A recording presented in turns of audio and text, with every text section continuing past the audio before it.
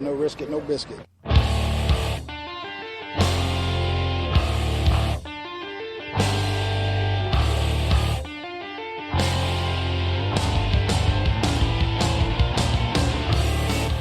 Coming from the Arizona desert, presented by SBNation.com. For Arizona Cardinals fans, by Arizona Cardinals fans, with outsider and insider's perspectives, this is Revenge of the Birds.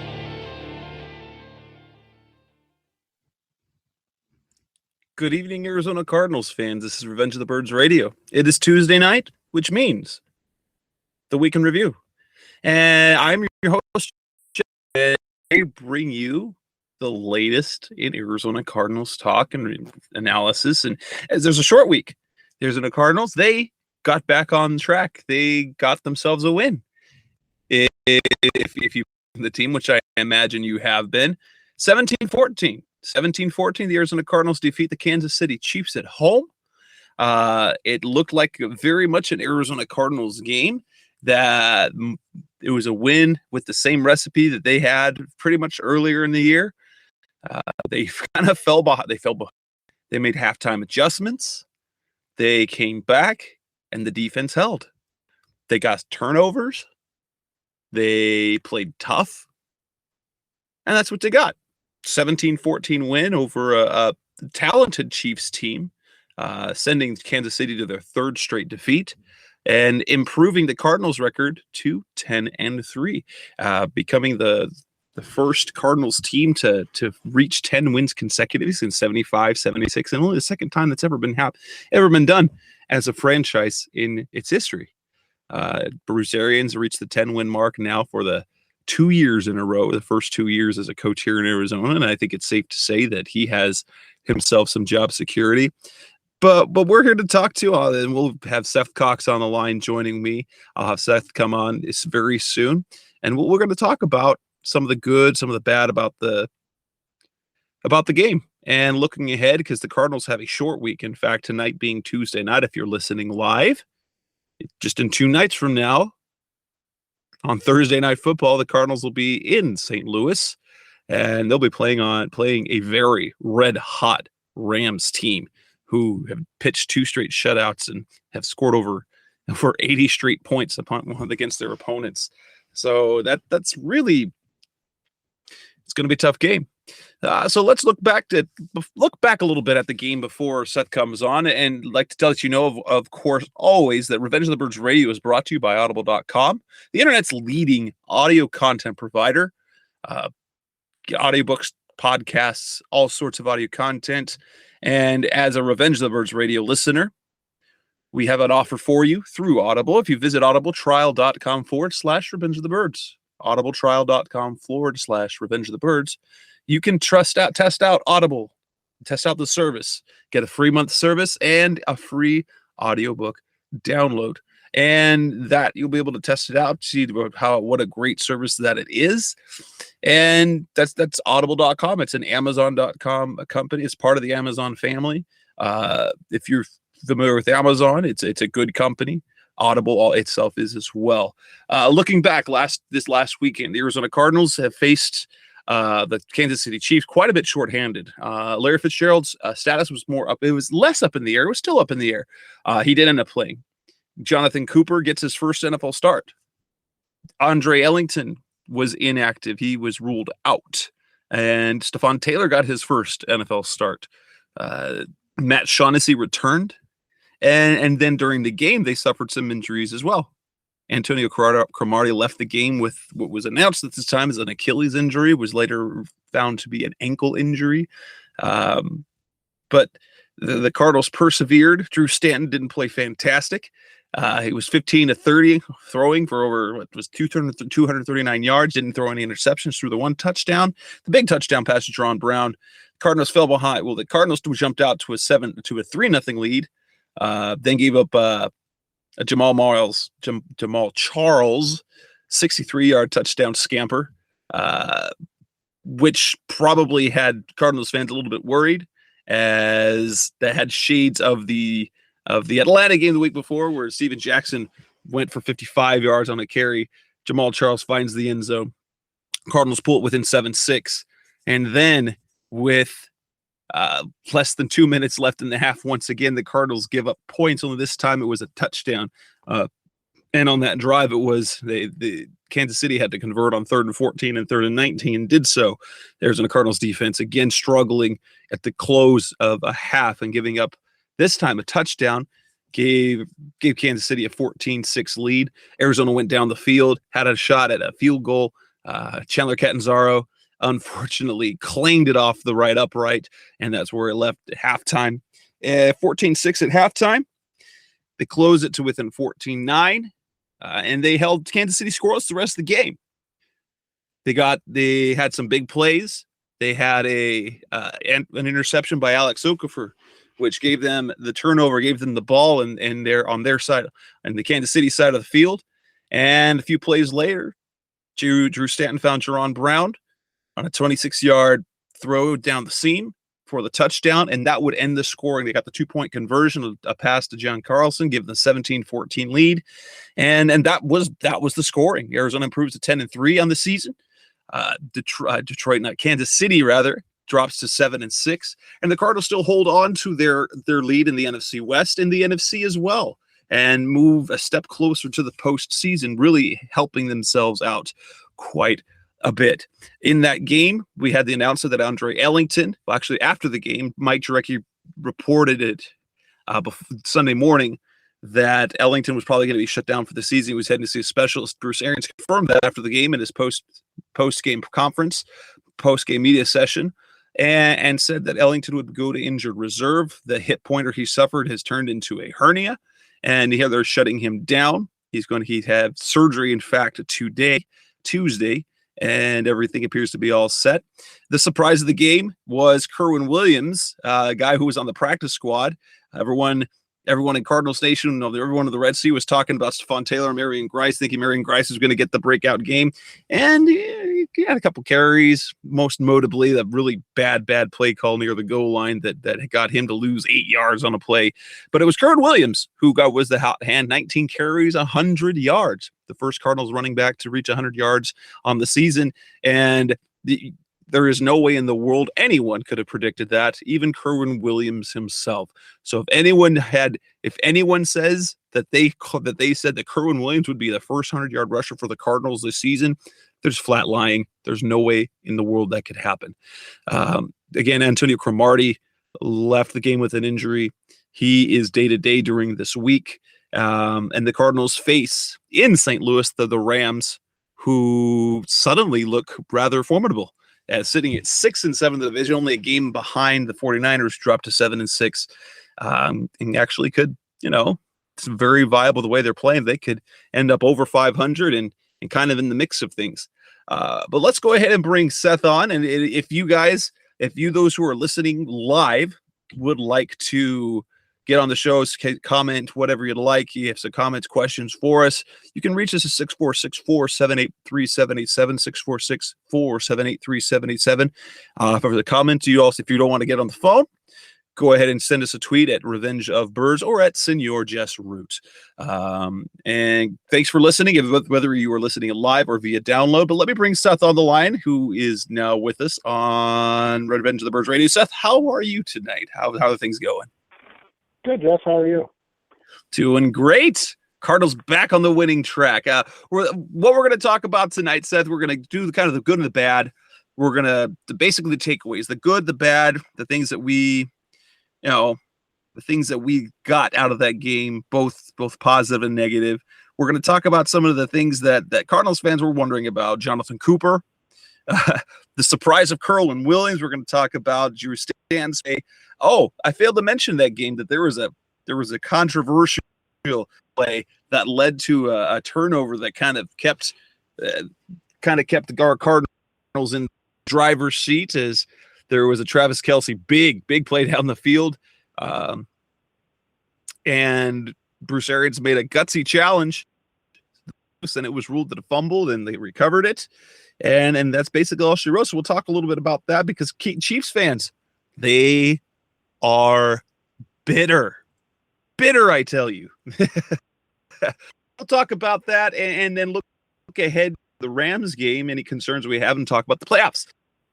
So, let's talk about the good. Let's start with the good, because I think Cardinals fans, those who listen to the show, tend to think that we get a little bit negative, but there's definitely a lot to be positive about, especially after that win. What were the main takeaways for you, positive? I think the first thing that you look at with that was you had to like the fact that they worked in the running game, and not only worked in the running game, but really made an effort to have the running game be an important factor and force in everything they were doing.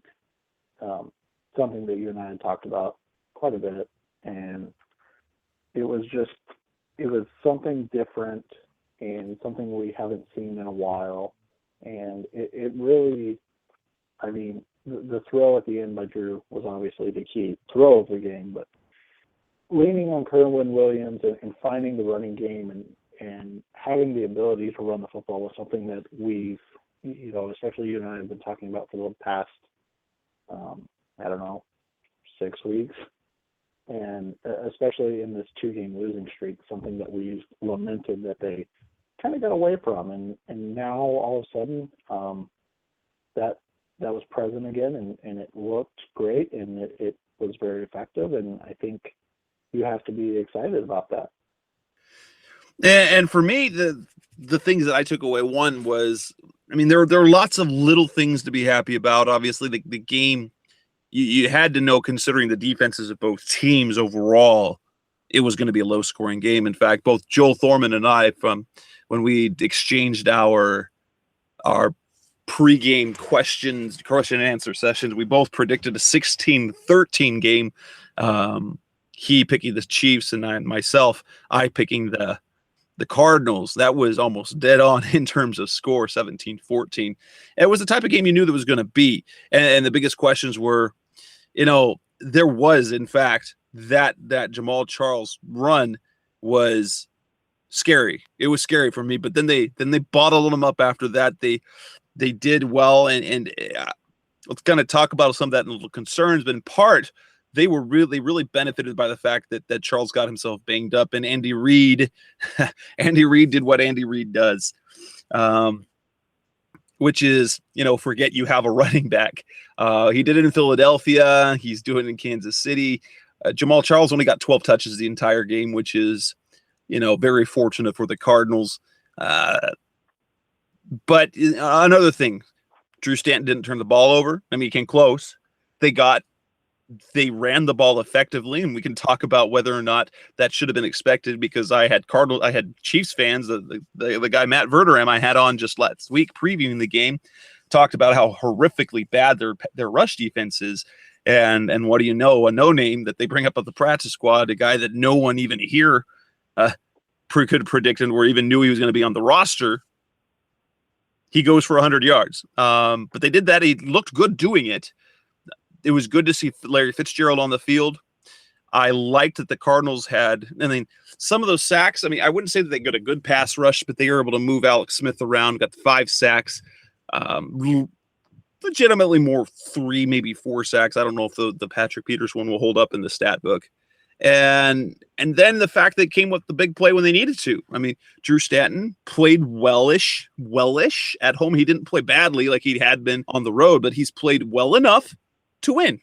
And more than anything else, the best thing that I took out of the game, took the monkey off their back, because it was starting to feel, and we talked about it last week, it was starting to feel like the season was unraveling after those 2 ugly losses to both Atlanta and Seattle, to come home and right the ship and get that win number 10 and put themselves they are almost a lock for the postseason.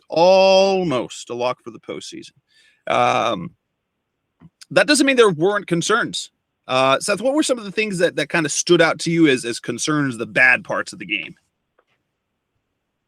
I think the first thing you look at is the concern of defensively. Again, there were some issues in run defense.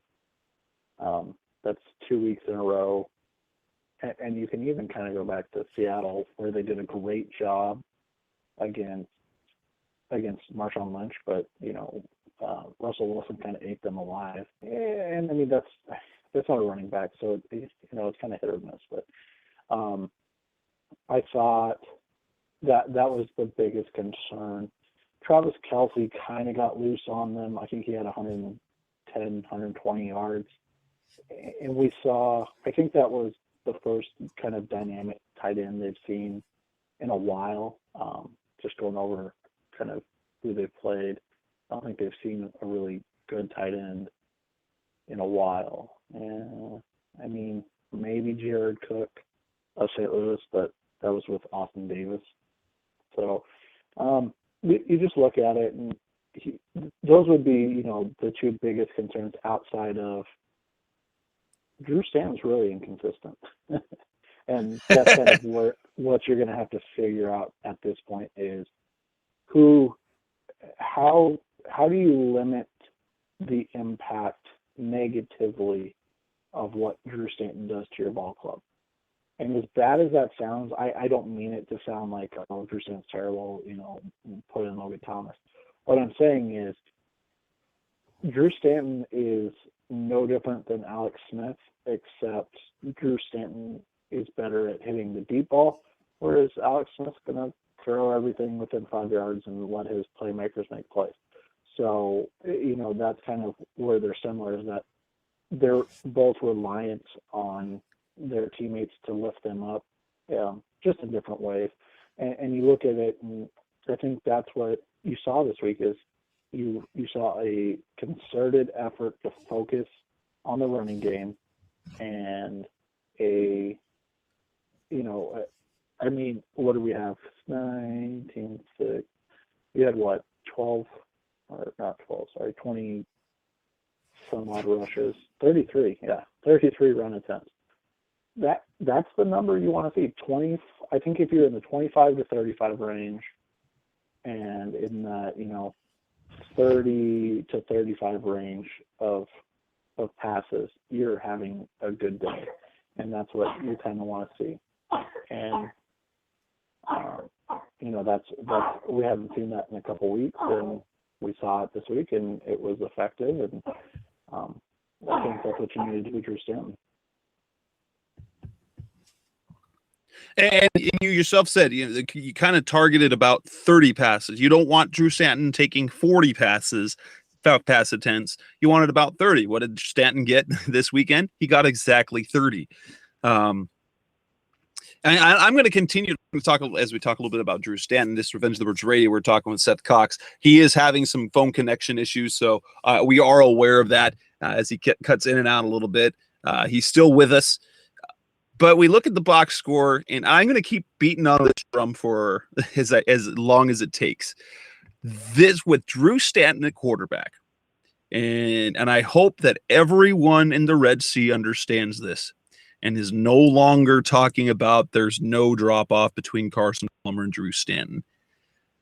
There is a significant talent drop-off. Significant. I've seen it in practice. There is something different at Carson Palmer. He's a talented quarterback. Where you put him in among quarterbacks now, I don't think he's elite. I would think he was playing this year like a very good quarterback, but the talent's been there. Drew Stanton is one, and I'm going to say it again. I've been saying this a lot. Drew Stanton's Kevin Cobb. It's a Kevin Cobb that doesn't break, and I don't mean that offensively. I don't mean that to denigrate or to put down the type of player that Drew Stanton is. And if you all remember, in the Kevin Cobb days, I was a Kevin Cobb apologist. I liked Kevin Cobb. I believed that he could become a solid quarterback for the Cardinals. His health and the talent around him really failed him, and his body failed him ultimately. But if you look at the team that's winning right now, and you look at the beginning of 2012, this team is playing the way Ken Whisenhunt wanted to play in 2012. only the Cardinals this year are being successful about it. And they had an elevated play at quarterback, which masks some issue. But you see some of the issues he had. Kevin Kolb was an inconsistent quarterback. And when the Cardinals won games, it wasn't because Kevin Kolb was having a fantastic game. He had, in those wins that he had over a couple of years in 2011 and 2012, he was throwing more touchdowns than interceptions. He was completing about 55% of his passes. And what did they need from Drew Stanton? When they win with Drew Stanton, he's completing about 55 to 60% of his passes, and he's throwing more touchdowns than interceptions. The games where they lose are when he's not throwing more touchdowns than interceptions, and his completion and his inaccuracy becomes an issue. And I do not mean that, but that's the reality you have is you have a team that's kind of on duct tape and chicken wire, and they're doing just enough to win games. And Drew Stanton is the guy who can help you do just enough, but he's not going to do much more than that. And that cake, obviously, most teams are going to be lost without their starting quarterback. I mean, just look at a season ago, Aaron Rodgers. I mean, they squeaked into the playoffs, going 8-7-1. But it's not like they were beating the world up or anything when they had Flynn and the other guy that they had starting back there. It was, I mean, you lose your starting quarterback, you're really in a world of hurt. Just ask any team that's happened to. Ask what would happen to the Denver Broncos if they had to turn to Brock Osweiler, or if the Patriots had to turn to Jimmy Garoppolo. Even though, I mean, we did see that they managed to survive and go with an 11-win season when they had Matt Castle. They still make the playoffs. So you end up with your backup quarterback for half a season. Normally, that's a disaster of a season. The Cardinals have been able to work with it, and they're staying alive. I think I see this every single week, and people can say, "No, you're crazy." Drew Stanton's like Kevin Kolb, and that's okay. But this team is like the 2012, but they're not going to dominate anyone. They're not going to just beat up on anyone. It's going to be ugly. They're winning games, and who knows how they're going to do in the playoffs. Well, and the key is, and to go back to your point about Aaron Rodgers getting hurt last year, you have to remember the Packers brought Matt Flynn back. He wasn't even with the team. That's correct. They went back and got him because a quarterback that knows how to manage the game and keep you in a game, as opposed to a quarterback that's trying to win a game and just doesn't have the ability. There's a lot to be said for that. Make fun of Alex Smith as much as you want, but he doesn't really do anything to lose the Chiefs games. He just doesn't do enough to win them games. And that's where, the dynamic of, a great quarterback versus, a guy like Drew Stanton or, Alex Smith or those guys that can be there and not negatively impact the team are guys you can get to Super Bowls with even. I mean, Kerry Collins, look at for the Giants when they lost to the Ravens, Trent Dilfer for that Ravens team. Don't make mistakes. Keep us in a game, and the talent around you will do enough.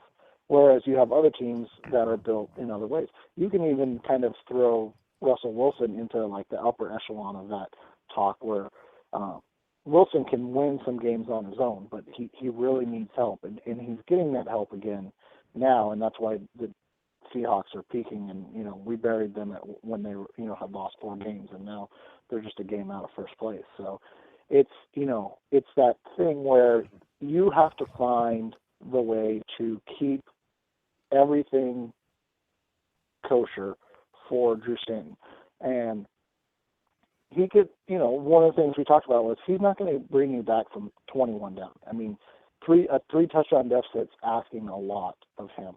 But if you can run the ball, you can continue to run the ball, you can work off play action, you can get the ball deep shots. I mean, that throw to Jaron Brown was a great throw, but let's not forget, I think it was one series earlier, he missed a wide open Darren Fells for a touchdown. Oh my goodness, yes, yeah. He got in the red zone through like 4 straight incompletions. That was and they were bad incompletions.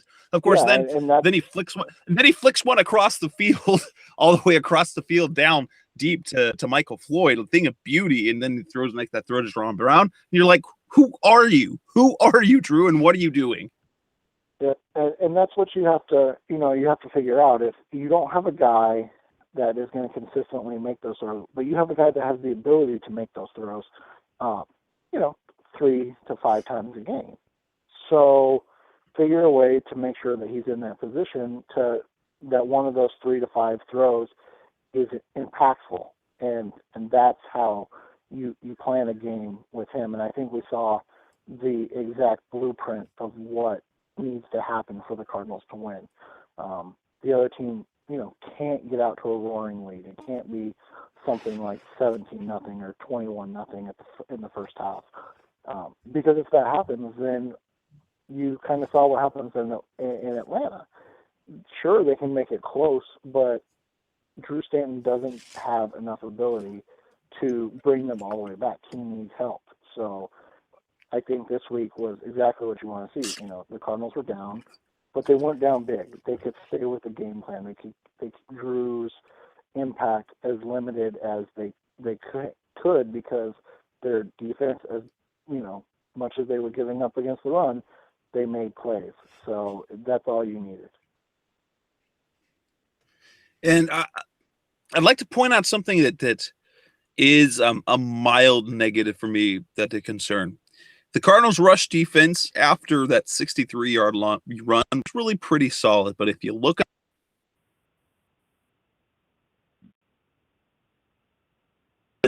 possibly elite team at stopping the run, yet once again they gave up 100. They gave 126 yards. I know half of those came on run, but they didn't even run the ball a lot. That's the thing. They didn't run the ball a lot. Kansas City ran the ball 17 times. 4 of those were scrambles by Alex Smith, and they averaged over 7 yards a pop. That's not something, and I get it. Take that 63 yards away, and it's different. So Jamal Charles, after that run, he's aside from that run, is averaging less than 3 yards a carry. He was also banged up. You take the carries out, take the one big one out for Charles, and as a team, you're looking at just under 4 yards a carry, which is kind of where you want to be at, which is perfectly respectable. But this is a team that has to stop the run. That's kind of the way they're built. The run, they're kind of in trouble. They didn't stop, and the big play, that was the more concerning thing. He did break a couple of tackles that was clear. They had the play designed to do it, but that's something they can't do, and there's a little bit of concern. Although, on the bright side, my goodness, it was great at Shaughnessy back, because you can tell he's better than the people that were out there before, because he was making plays, and it happened to be on that Charles touchdown. He was on the opposite side of the field. So they ran away from Shaughnessy. It was a big play. Shaughnessy was out there. In this 30 snaps, he made quite a bit of plays, and I was very impressed with the way he went. And we saw a couple, I'll talk about in a little bit, how that impacted the defensive rotation. So it was really, so while it's still a concern for me, especially as we look forward to the last 3 weeks of the season, we got NFC West teams, and what do they like to do? They like to run the ball. Now, San Francisco kind of, I don't know what they're doing anymore, but if they're going to give up big plays on the ground, they're going to be in a world of trouble. But it's good to have Matt Shaughnessy back. Yeah, and that was something we talked about last week too, was Shaughnessy coming back, the importance of getting Okafor off the field and allowing him to be a pass rusher. He's not a bad player. He's better used, better served as kind of the quote-unquote pass rush specialist, as opposed to a guy that's in there every down. And that's something that they've lacked in having a pass rush specialist, and that allows Okafor to kind of conserve his energy, and if they ever do get a lead, something that they may not have, those big leads where teams are just throwing the ball. But in in specific situations, they should be able to, bring him in and let him pin his ears back and go get after the quarterback, which is important because they didn't have that because Okafor was expending so much energy trying to be, fill in as a run stopper that he was not necessarily having that energy late in games to make plays in the passing game. So this is something that I think will benefit the rotation. I think we're going to see a lot of Okafor and Lorenzo Alexander, who's been playing really well as a pass rusher in those pass rushing situations. And I think we're going to see Acho and Matt Shaughnessy, and they're both excellent against the run. And it kind of really just puts the Cardinals defense in a better position because now they have a rotation that fits everything they need to do in terms of style and importance, at that point in the game. Which is interesting, talking about trying to get Okafor. He still played. I mean, he played more than he even has been. He played 60 snaps, 92% of the snaps on the field. I'm really getting the feeling that they're really high on him, even though he was, at least in the beginning of the game, getting paid sometimes at the run game.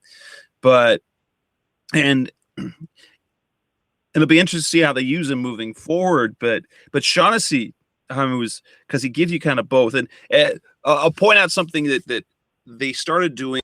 It kind of happened. It happened a little bit more. It was a little bit before they went to Denver. It was against San Francisco. They started what they did early in the season. They got their base 3-4, and when they go nickel or dime, they'd take Dan Williams out, and you leave with 2 down linemen. You'd leave Foote, and you'd leave the 2 outside linebackers, and you'd have Bucannon come in. But starting in San Francisco, and then almost exclusively after Calais Campbell went down, and coincidentally, yes, it was also Shaughnessy, that they would go to, rather than that 2-3-6, they went to a 3-2-6, and so they would have 3 guys on the line of scrimmage, kind of as a way to. I think the way they did it is to kind of help set the edge in case of running situations. That way, if they were running out of 3 receiver sets, that they have their better set for it. So they have Tommy Kelly, they'd have Ed Stinson or Josh Morrow would be playing that outside position, and then Okafor would be only pass rusher per se. And then again, they'd have Okafor and Marcus Bernard on the clear passing situations where it's definitely you're gonna rush you're gonna get all those rushers in. I think I saw 1, maybe 2. I think there were 2 or 3 snaps, and that was it, where they went 3-2-6. With Shaughnessy back, it was straight 2-3-6, and I thought we might see that because Shaughnessy's flexibility, it gives you a guy, and they kind of do it. People who follow the Cardinals, you'll know this. It is a 3-4 defense, but in their nickel and dime sets, they essentially turn themselves into a 4-3 team because with 4 down linemen, because they take the nose out. You've got 2 down linemen, and frequently they're going to have like Okafor and Shaughnessy will have their hands in the dirt. But they're just doing that because they're comfortable with that. And we saw Shaughnessy playing the outside linebacker position with his hand in the dirt. We see Okafor do that as well. It's just something that they do from time to time. It makes them more hybrid. But when you have Shaughnessy out there, you have a little more flexibility because he moves better than Josh Morrow. Even though he's not a fast outside linebacker by any stretch of the imagination, he still moves better than those guys, and so he's able to make plays out on the edge, and he's also able to add pressure at the quarterback, something you really didn't see from any of those defensive linemen. Well, and Morrow's basically been benched at this point, which isn't a bad thing. I mean, I know we were all super excited with his playing game, his first game, because he played really well against Seattle, but yeah, he's basically benched at this point. I think he had 2 or 3 snaps against 3 snaps. That's it. Yeah. And Stinson probably won't play much either. I'm guessing that once Stinson comes back with Shaughnessy, I don't think we'll see much of Stinson either. And it's just how the playing time goes. Shaughnessy's more valuable on the floor than any of those guys. Yeah. Well, and we also know that Arians isn't a fan of people that take a long time to get back from injuries either. So I mean, I think that was honestly part of the reason Fitz came back this week was because, as much as good as Fitz is, and as much as he's earned the right to sit out when he needs to, I think he was semi-concerned that he was going to get kind of on Arian's bad side, and that's not a place you want to be. So, but yeah, I think defensively we saw a lot from the front seven. I thought Deone took a little bit of a step back. That's a tough offense for him to play, because one snap you're going against Jamal Charles in the run game, and then the next snap you're asked to cover Travis Kelce, who's, probably outside of Gronk the most physical and fast at the same time tight end, and he's just a very tough cover. So I thought it was a little bit of a step back for Deone, but overall the defense played well.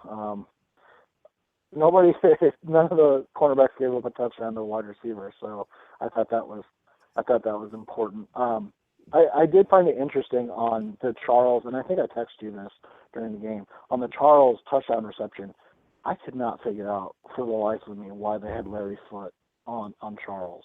I understand you have to pick your poison, and I know that if you have Travis Kelce out there, you have to have Deone on one of those guys, but there had to have been a way to get a safety or somebody else on Jamal, because if you noticed anything about Larry Foote, and this isn't a negative, I mean, he's 35 years old, he's always in a position where the play can be made.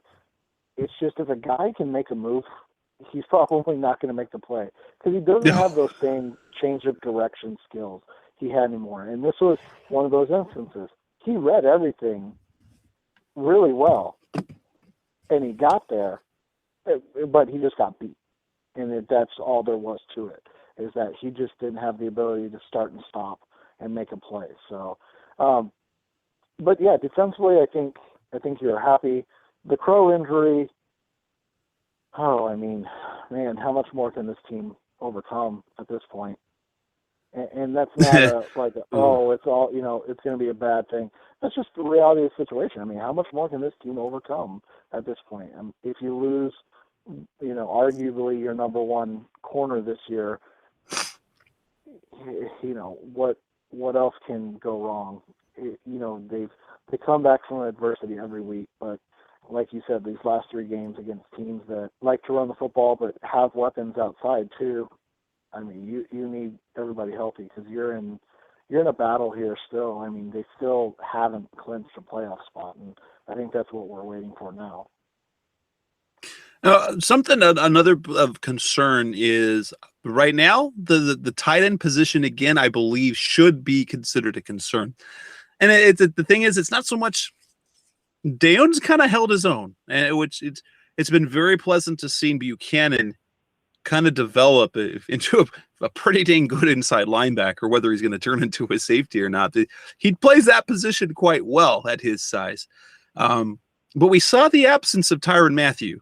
I mentioned this I don't think it was on this show, but I think it was on another one of our on our preview show. I don't think that there is any coincidence. It's not just a coincidence that the pass defense of the Cardinals, that when Matthew's been out, they've given up some big games. If you look at the games where he wasn't healthy, that's when they were dead last. Last week he gets hurt. What happens? They get torched by Matt Ryan. Alex Smith, I mean, he did a number on him because they still gave up quite a bit of yards to Alex Smith. Tony Jefferson isn't this. I mean, he's solid, but when it comes to the pass defense, you miss Matthew. We saw it last year when he went down that first game against Tennessee.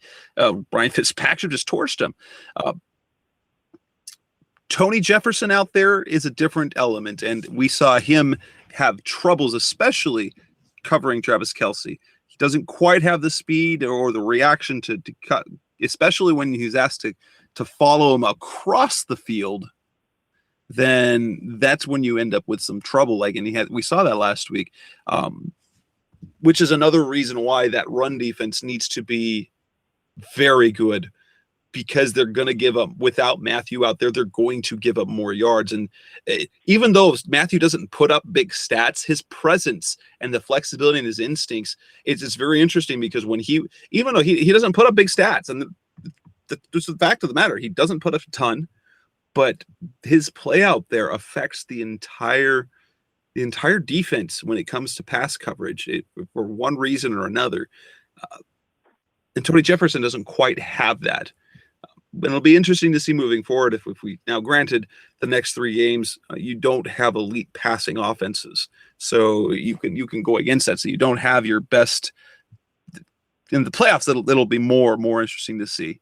But the same concerns as we had last year are creeping up again. Can they cover the tight end? And we'll see what happens if we see Jared Cook go off this week. Well, then we know, oh crap, we've got concerns again. Yeah, and I think the part about Matthew is true, because he's the only one that is able to change your coverages, allow you to change your coverages, I should say, consistently. Where with Jefferson and Johnson back there, you have to play more of a base type, passing defense, as opposed to being able to flex people around and move Matthew, because you can move Matthew down, you can drop him back. I mean, you can do a lot of different things with Tyrann Mathieu, whereas with Jefferson and Johnson, it's very much standard base things, and that's not a bad thing. Like you said, they're good players. They are who they are, but they're not special.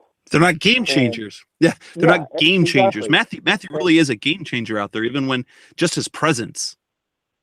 Yep. And so I think that's what you'll want to see the next 3 weeks, is how do they deal with another, issue with Tyrann Mathieu? How do they deal with another issue where they're missing one of their most important players on the defensive side of the ball? And I think that's important. So you look at it, and, from a positive standpoint, I think you saw from the running game what you've been waiting to see since, what was that, week 3 or 4, where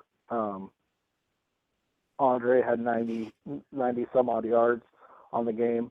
And then, you saw just enough on the passing game. You saw how much Larry Fitzgerald matters, even Hobble matters to this team, because he allows Stanton to make throws into tight windows that other receivers don't make plays in, and he also opens up the field for other receivers. I think we had 2 drops this week, is what I had. What did you? Did I add one that I shouldn't have? But it's just one of those issues where it opened up the field, and you saw a lot of different things that the Cardinals could do. And I tweeted this on Monday. Kerwynn Williams' ability to run inside out, versus what Andre Ellington is, and that's running outside to set up the inside run, is what made that running game effective. It was not all, and I know a lot of fans, have said this week, but it was not all the insertion of Jonathan Cooper into the lineup that had this running game humming. It was the insertion of Kerwynn Williams in this lineup, and his ability to run between the tackles. I think something like 68 yards. I'll have to go look at my notes again. I had to move spots, so all my notes are gone now. But I think he had something like 68 or 70 yards in between the guards, and that's just, that's something that we haven't seen since Dwyer was, not suspended. So that's, well, and what's interesting, because then Dwyer didn't produce that much either. It was just the threat to be able to do it a little bit. So let's talk about Kerwynn Williams. Did the Cardinals find? I know one game against a team that really has been very poor against the run in terms of they were dead last in yards per carry allowed. Perhaps have we found a kid that is the answer to our running game? And if we are you that confident, or is this kind of a flash in the pan, and simply because really nobody has film on Kerwynn Williams? Heck, Cardinals didn't even have film on Kerwynn Williams. Is this something that we can hope to see again in the weeks to come, or would that be asking too much?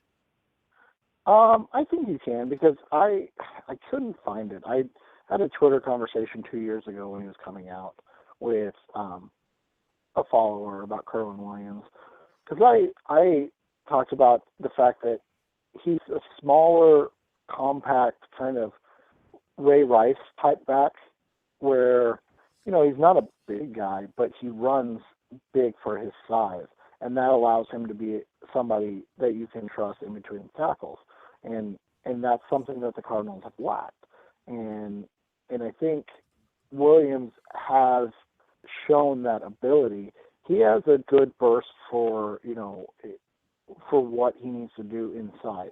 He's not a guy that's going to beat you in long speed. He's not a guy that you're going to set up, a ton of work outside for like you would Andre Ellington. But he's a guy that can run that tackle zone or that inside zone, and especially that inside power, and be successful, where the Cardinals haven't really had that this year, and they haven't had that element, so it's really cut down on their ability to run the zone stretch outside, anything that's the power sweep, anything like that, where Ellington's getting outside.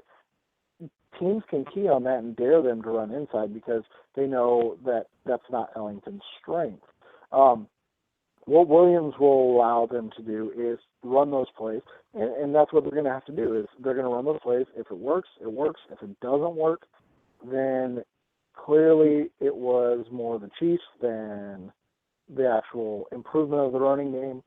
But I think for 1 week you can have the hope that it was the improvement of the running game, and hopefully the first step for Kerwynn Williams, who a lot of people that I trust liked coming out, and was a guy that I know Sigmund Bloom of Football Guys, and who was the other guy? I went back and read his article on another guy that talked, really glowingly about Kerwynn Williams and the fact that he was kind of buried at Utah State, which you don't really think of as a traditional running back university, but he was buried at Utah State behind Michael Turbin and another player, and the name's escaping me right now, who's on an NFL roster. So it wasn't like he was buried at Utah State because he couldn't get on the field.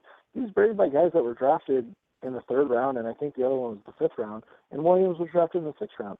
So it's not like he's any different in terms of talent than Andre Ellington in terms of where he was drafted and what the NFL thought of him coming out of school. I liked what I saw. What I liked the most, he showed patience. He saw the openings and he hit them, and he got positive yardage because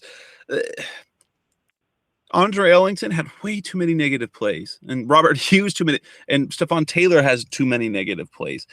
I don't recall I don't recall Kerwynn Williams really having any negative plays. There were some that weren't much, but a guy that can just move the pile a little bit, and you don't need him to bust off in 25, 30, 40 yarders if you can get 3 to 8 yards consistently.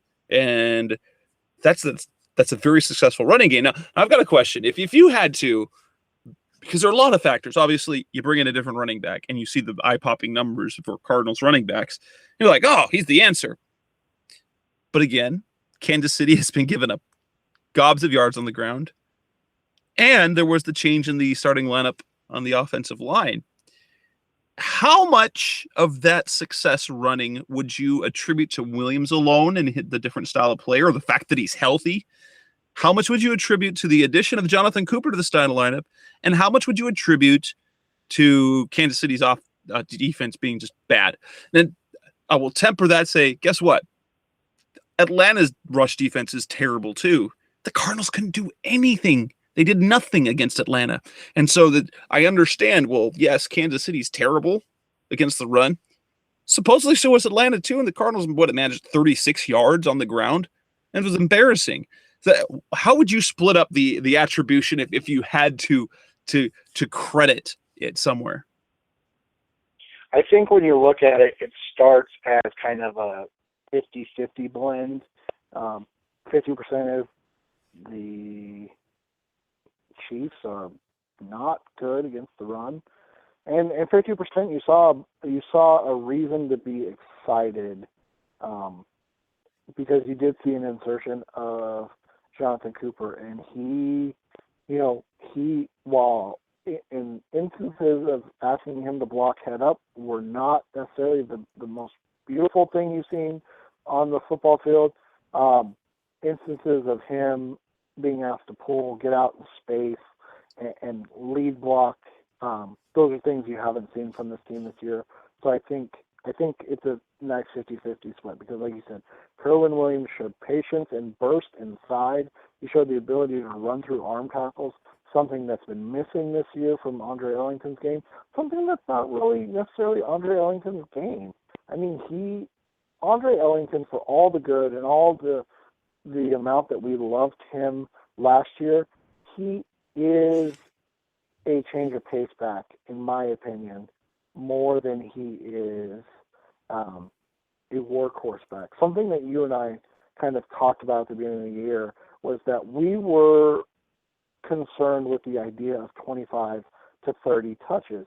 I think you and I were both okay with that 15 to 20 touch range where, if it was 15 carries and 3 catches or 12 carries and 6 catches, we preferred that as opposed to 20 carries, 5 catches, on the game. And now you might have found the guy that allows you to get back to those numbers where you're only handing the ball off 10 to 12 times a game to Andre Ellington. He's catching the ball another 5 to 6, and Williams is getting the 20 carries, 18 to 20 carries. I think that's what your initial hope is for what happened on Sunday. I'm not saying that is what happened. I'm not saying that's what's going to happen. I mean, Kerwynn Williams could get 5 carries and gain 20 yards, or not even 20 yards, 15 yards this week. And have 5 for 14, and then we're back to square one. Exactly. But at least for this week, you can have the hope that, you know what, they found the guy. And that's not a bad thing to have. Hope isn't necessarily a bad thing. You want to at least have hope, because for the last 6 weeks we've been hoping on Michael Bush or Marion Grice or, something to come in and jumpstart the running game. Now that you've seen it jump-started, I think now is when you actually should have the hope, as opposed to just a guy gets signed and, this is the guy. This is the guy that's going to make the running game pick up. I think that is unfair, whereas now it's fair to be like, okay, this is a guy that can give us hope. And it's interesting how Bruce Arians said that the kind of the game plan was, and you saw how the playing time went. It was Stephon Taylor early. Bruce said, hey, we're gonna loosen things up with Steph, and then we're gonna ride the hot hand between Marion and Kerwynn. And that's just what ended up happening. I mean, Kerwynn was the hot hand. He had some good carries, and Marion Grice could have been that guy too. I mean, Arians himself blamed himself for the awful play near the goal line that got Grice to lose 8 yards. So it gave him a very paltry looking stat line with, how many? 2 carries for 6 yards and 3 carries for 6 yards. But before that one play included a -8. So take away that stupid play. It was 2 carries for 14, which is, hey, you can live with that. That's the type of production you want to see out of him. And then he would have gotten some little more time. But I don't, I'd like to think that Kerwynn Williams is going to be the guy moving forward, but I think they don't have enough trust in any of their guys to say they're going to go with who's hot. But the fact that I think probably the most important factor out of all of this is the guy that they ran the most was actually healthy. Andre Ellington's been banged up all year. He's not been well, and this is something that I need to put the question up on the site for tomorrow. I think I'm talk about it now. The Cardinals got to where they were in part because of the play of Andre Ellington. However, Andre Ellington has had a disappointing season. That's the best you can call it. He's not been good. I mean, outside of a few flashy plays, he's not been very good. His missed practices affected him on the field, definitely. But he's played hurt all year, whether it's the foot issue. The first report that Mike Jurecki and a lot of people have bagged on him for, because he says he's going to miss 4 to 6 weeks, and then people were kind of panicking. Then he ended up not missing any time. Maybe the Cardinals don't have the success they do early on. But if Ellington sits out those games early on and gets his foot right, maybe he has a better season, and then they're better equipped now to win, as opposed. It's one of those big what ifs. But Ellington's season kind of derailed at the start of the season when they decided not to rest him, in my opinion. Yeah, and you wonder whose decision that was, if that was Ellington's fear that the running back position is just so replaceable. I mean, it really is. And we're kind of seeing it here. Unless you have a guy in the vein of, Adrian Peterson when he's not in trouble with the law, or Arian Foster when he's not hurt, I mean, everybody's really replaceable as a running back. I mean, Frank Gore, maybe, and Marshawn Lynch. I'm trying to just run through the guys in my head that, you can't. Well, yeah, there's just a handful. They're really, that's about it. You've got Peterson, you've got Gore, because I don't think he's human, and then there's Marshawn, and after that, I mean, look at DeMarco Murray's season this year. Do you think there's anyone? Do you think any smart team's going to go pay him big money after the amount of touches he got this season? Yeah, exactly. So, so you wonder how much of that was Ellington saying, crap, if I don't play the way the running back position works in the NFL, and, Jonathan Dwyer, or at the time, Jonathan Dwyer, or Stephon Taylor, or who was the other back at the time? I know Jalen Parmalee.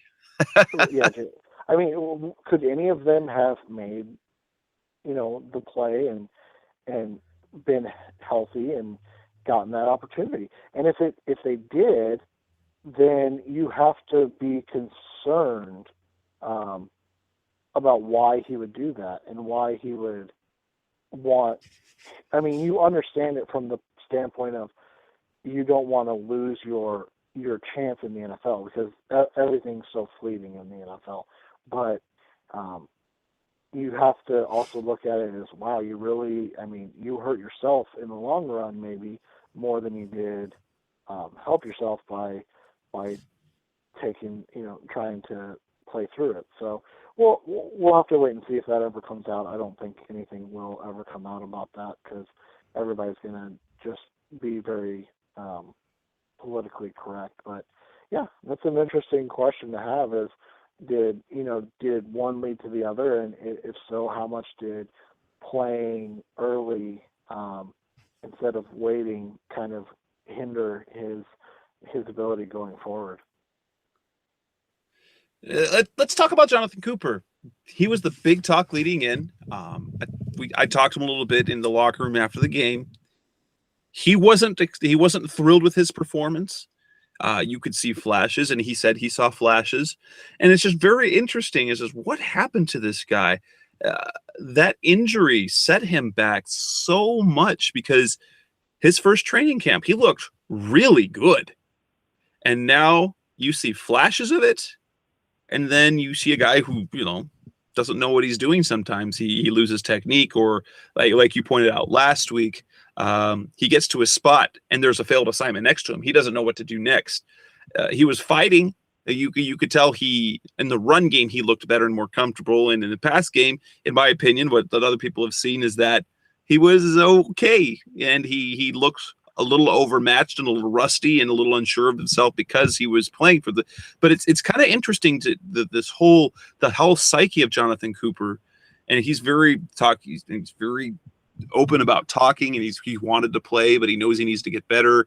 He knows he's not where he's always been, and that's the very puzzling thing is now we're a year and a half later, and he's still not the player he was. Yeah, that was one of the things when kind of pulling back the curtain here. I worked at a hospital when he got hurt, and so I went and talked with a couple of our orthopedic surgeons at the hospital, and I just asked them, I'm like, I'm seeing these reports, I'm reading these reports that it's going to be, 8 weeks or 10 weeks, and he would be back by week 12 because, of the new policy and all that stuff. And I asked them, and they said, they said with what they're saying, with what they're having to do, I don't see how he's going to be back at all this year. And I tweeted that at the time. We talked to some surgeons that I work with, and they don't necessarily agree with the timeline. That's just, that's how it goes. Doctors have different opinions. They obviously never saw his X-ray film, and so they're guessing based on what they know from their years of experience, as opposed to the actual what's going on. But I thought that was a fair, question of why it was put out there that so quickly that he could be back, in 12 weeks, and then after it. I think it was the next day or the day after the injury occurred, he was done, and obviously his season was over, and then there was kind of no question about it. But then in the off season, it was just, there was no talk about Jonathan Cooper's healthy, Jonathan Cooper's ready to go. Everything was Cooper at 70%, Cooper at 80%, Cooper, Cooper trying to comfortable with what he needs to do again, and blah, blah, blah. And there was never anything that came out of, Jonathan Cooper's, ready to go, looks like his old self. I mean, we still haven't seen that article written. So you wonder how much of the physical part of it was actually physical as opposed to mental. And I think that's a fair question to ask because, as a person that's had a serious injury, I blew out my knee playing high school football, and coming back, it's hard to forget about it, and I struggled to forget about it, and that was something that plagued me my last years playing football, and it, obviously professional athletes are different, but you have to wonder how much of that is kind of the same. Like, how much of that do people, that are paid athletes like that, do they think about it and they say, oh man, is this the play where it gives out, or is this the play where something happens again? Or is it just, kind of ring rust, field rust at this point, where he just hasn't played in so long. He was basically inactive for 2 years of actual on-field play. So now he just needs to figure it out again, and it's just going to be reps. Something we talked about, something I wrote about on the site 2 or 3 weeks ago. It's going to be on-field reps, and it's going to be growing pains before he's back to the guy we thought he should be, I guess is how we want to put it. Let's look at moving forward. We've got the Cardinals now hit their 10 wins. This is Revenge of the Boards rated. We're talking Arizona Cardinals, and now let's talk a little bit about their playoff chances. As we look forward, the Cardinals have 10 wins with 3 weeks left. They still are the number 1 seed. Still lead the NFC West by a game, and win 1 game, they're in the playoffs essentially. Assuming if they get 1 win And whatever happens, as long as the Philadelphia Dallas game this weekend doesn't end in a tie, one win would get the Cardinals in. They would have a playoff berth in the playoffs, postseason guaranteed. Which is before the Atlanta game we kind of talked about. They really needed to get the Atlanta and Kansas City because then they'd be in they'd really be in control of things because they'd have the 11 wins. That 11 wins gets them into the playoffs. Then you have the 3 games to kind of play with. And the way things look right now, the Cardinals hold a slim tiebreak over the Packers, and that's what it is. I think it's a 1 game. Is it let me pull that up real quick. So the Cardinals are 7-2 in the conference. And the Packers are 7-3. They're 7-3 in the conference. Yeah, Seattle is 7-2. Yeah, so they've got and they've got the Packers have 2 games left because they played to Buffalo, and then they've got Tampa, and then they got Detroit. So they got 2 more games in the NFC. The Cardinals, all 3 are in the NFC. And so you kind of look forward. They need really, truthfully, it doesn't look like the Packers are going to lose. I mean, to be honest, It doesn't look like they're going to lose. They look like they're just steamrolling everyone. The Cardinals would have to win out, obviously, and they would maintain that.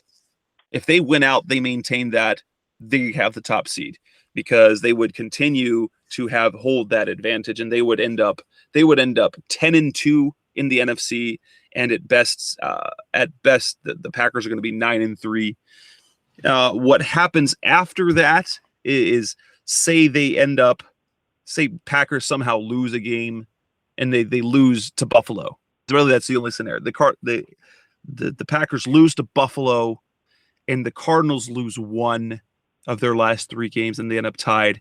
Then they end up with the same conference record. You have to look at some other scenarios, and I don't think they have enough games in common to kind of pull them away.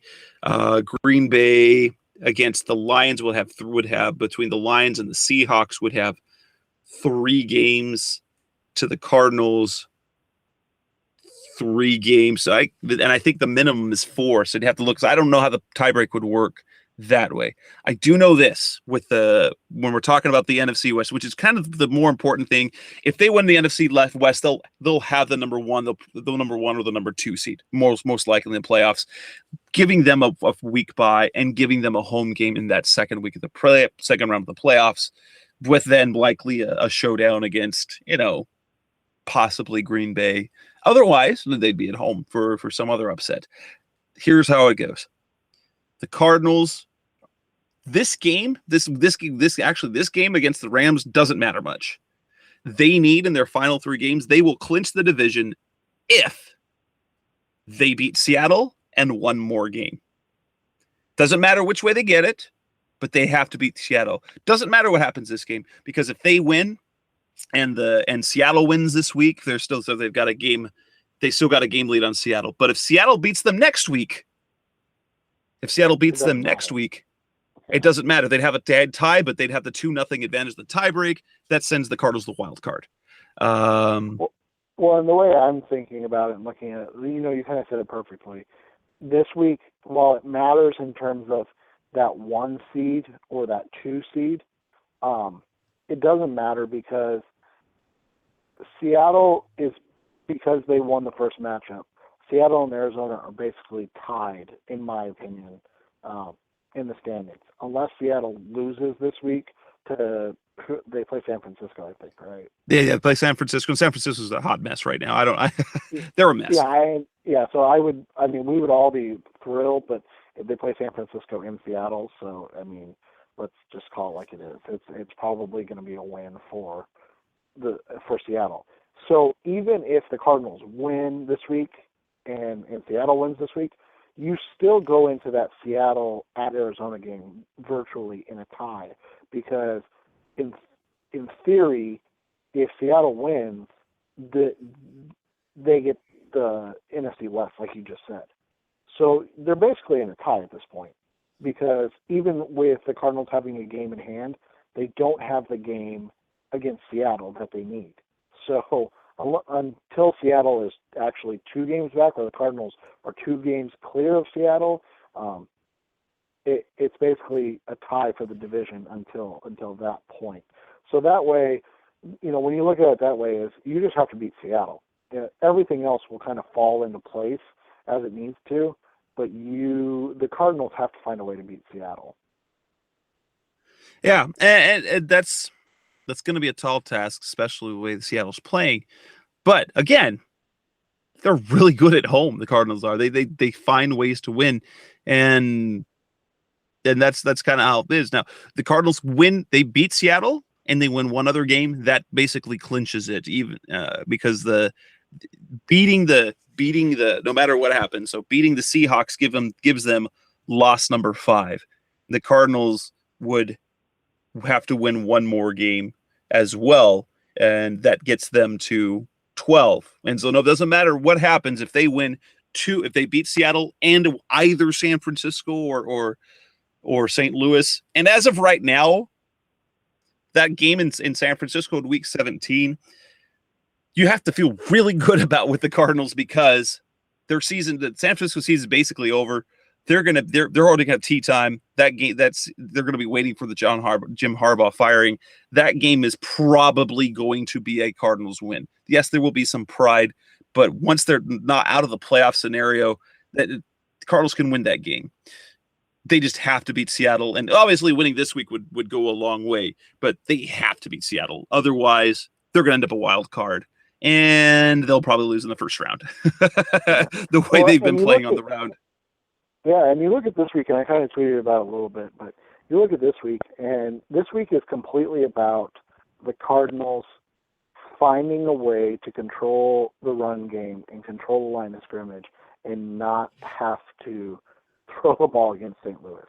Obviously, you're going to throw the ball, but not have to rely on the pass. And Drew Stanton, again, I'm going to say it every week, but this week, the next 2 weeks, more than any other game, I mean, you can maybe throw the ball a little bit against a team like Green Bay, or say Atlanta pulls out a win in the first round since they're in the playoffs still, and you get Atlanta in the second round. You can probably throw the ball a little bit because we saw that. I mean, we saw that the Cardinals had some success being forced to throw the ball. I mean, they were in it up until the fourth quarter, but the teams you don't want to have to throw the ball all over the field against are St. Louis and Seattle because of their ability to rush the passer. So now, this week especially, that 50% that we gave credit to the Cardinals for being really good this week in running the football, that needs to become 100%. It needs to become a signature of the Cardinals these last 3 games. The ability to run the football, the ability to establish the run and control the line of scrimmage. And if they do that, it's going to go a long way in putting them in a position to win a game. I'm not going to say if Williams goes out and goes for 21 for 110 that they're going to win the game. But I tell you what, if he goes for 21 and 110, I will think that they're going to win the game as opposed to him going 10 for 27 or whatever it may be. Exactly. And now, granted, they haven't been playing against great teams. I mean, their shutouts have come against kind of bad teams, but still, that's 2 shutouts in a row. They're playing better offensively and they're playing good defensively, which they've been inconsistent defensively this season. This is the game that you hope the wheels don't fall off for the Cardinals because of the short week, because of the physical play of the Rams. And they have a history of hurting people. They have a history of causing injuries to the Cardinals. Not that they're dirty, but they're just very physical. They play with an edge, and they do. And I tweeted this out earlier. I don't know if you saw it, but the whole it was just against the Raiders and the Redskins thing. The Cardinals haven't had a shutout since 1992. The Cardinals defense has not allowed 0 points to an opponent since 1992. The fact that the Rams have done it twice in a season in back-to-back weeks, that should mean a lot more than, it was just against the Redskins and the Raiders, because the Cardinals haven't done it in 22 years. And if you look at against the Redskins, they kind of squeaked out a win against the Redskins, and then the Raiders, they were dominant, but it's not like they completely wiped the Raiders out the way the Rams did. Yeah, and so I mean, this is a Rams team that has a lot of similarities to last year's Cardinals. I mean, the way they're playing, the way they're coming down the stretch, the way that they struggled, and you have to remember the Rams, when they played the Cardinals the first game, they were running out their third-string quarterback. So it's not like you were seeing a Drew Stanton-led Cardinals team. You were seeing a Logan Thomas-led Cardinals team. I mean, that's what you were seeing in those games. And now they've got Sean Hill back, and I think in their last 5 games, their only loss was a 24-27 defeat to the Chargers in San Diego. So, and I'm pretty sure there was some controversy there. So, well, that game was a terrible throw by Sean Hill that at San Diego. They were about to win. And he threw an interception in the end zone. Terrible interception by Sean Hill. I remember something happened in that game. I just couldn't remember what off the top of my head. But yeah, I mean, so this is a team that realistically, if the Cardinals don't make the playoffs, I don't know what's going to happen to my heart. But realistically, this is the type of team that you need to beat, because this is the type of team that prepares you for those January football games. Like you said, they're physical. They beat up on you. They play with an edge that borderlines on dirty. And that's what you're going to see, especially in the NFC playoffs. I mean, against Seattle, you're gonna see a team that has an edge to them. We've seen Philly. They struggled a little bit against Seattle, but they've turned it on the last several weeks. Green Bay's defense, I mean, they shut down a Patriots offense enough, where you're seeing now that Green Bay looks like the type of team, force-wise, that you want to see. Yeah, they struggled a little bit at the end against Matt Ryan, and Julio Jones kind of went off, but I mean, But they also had a 31-7 lead, so yeah. So I mean, so you look at it, and this is a team that you obviously want to win the rest of your games because you want to finish 13-3, but this is a team that you want to beat because this is a team that gets you ready for the playoffs. It not only gets you ready for the playoffs, but it gets you ready for Seattle next week. That's, in the scheme of things, this is the team you want to play before Seattle because it's going to get you ready for the physicality that Seattle will bring the next week. And you can't practice that during the week. So now you get to experience it the week before, and then you get to go do it again in 10 days, and you get a little bit of time to rest and get rehabilitated, and then do it again in 10 days. But this short week against a team that's ferocious on defense right now and has found a rhythm on offense, it's going to be the test that the Cardinals need to see where they are in terms of playoff contendership. The Arizona Cardinals fans, this has been Revenge of the Birds Radio. We're gonna go ahead and close up the show. We've got the Thursday night football game, so in 2 nights, and if you're listening to this via download, it'll probably be tomorrow or might even be today. But Thursday night, Arizona Cardinals will be in St. Louis to take on the Rams, winners of 2 straight in shutout fashion. And the Cardinals aren't healthy, and they're banged up. They're on a short week on the road against a very physical team. But until then, we will not have a preview show with Turf Show times. That's not feasible with the timetable for the game this week. I think we might put it off till next week. We might, if we not, just might figure out to do a show later in this week as well to talk about, do the review this game later on. I don't know, but big thanks to Seth coming on again. Thanks for listening, Arizona Cardinals fans. This has been another episode of Revenge of the Birds Radio, and we will talk to you again next week. Have a good day, everybody. You've been listening to Revenge of the Birds. Keep the conversation going by visiting revengeofthebirds.com. Follow us on Twitter at Revenge of Birds. You can also find us on iTunes at facebook.com/Revenge of the Birds.